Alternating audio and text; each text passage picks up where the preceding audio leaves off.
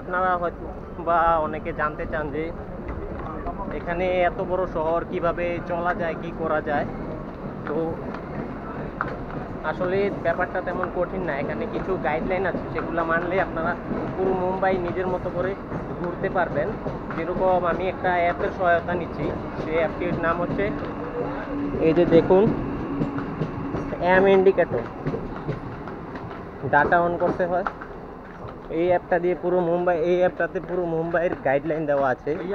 তো এই गाइडलाइन অনুযায়ী আপনারা चर्च गेट, मेरे को पता नहीं, मैं नया हूँ ना, किसी दूसरे से पूछ लीजिए।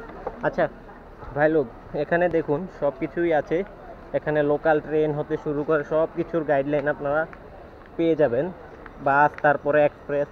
আমি এই অ্যাপটা আর গুগল ম্যাপসের সহায়তা নিয়ে আমি মুম্বাইতে ঘুরছি আর কি। তো এরকম এই দুইটা অ্যাপ আমাকে অনেক সাপোর্ট দিয়েছে। এই দুইটা অ্যাপের সহায়তায় আমি মুম্বাই ঘুরছি, এক্সপ্লোর করছি, চারিদিকে যাচ্ছি। আর এখানকার সব কিছু খুব ডিসিপ্লিনের মধ্যে চলে। আর এরকম এখানকার মানুষ আপনাকে নিয়ে তেমন ব্যস্ত থাকে না, মানে আপনাকে কোনো কিছুই কেউ জিজ্ঞাসা করে না যে আপনি কোথা থেকে এসেছেন, কি করেছেন বা কি করছেন।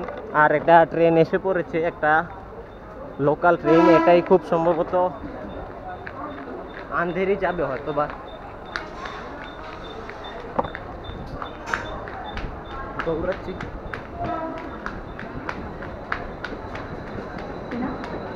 अंधेरी का पास भी यही है ना, अंधेरी जाएगा।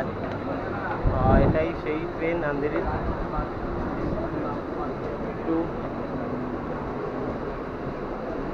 সরি। তো এখন কিছু পাই নাই, তো এখন আমি যাব যে এখানে সেখানে হচ্ছে বাসে আজমির রাজস্থান যাওয়ার পরিকল্পনা করছি আর কি। আর এটা হচ্ছে লোকাল ট্রেন, এখানে করে যাব আন্ধেরিতে।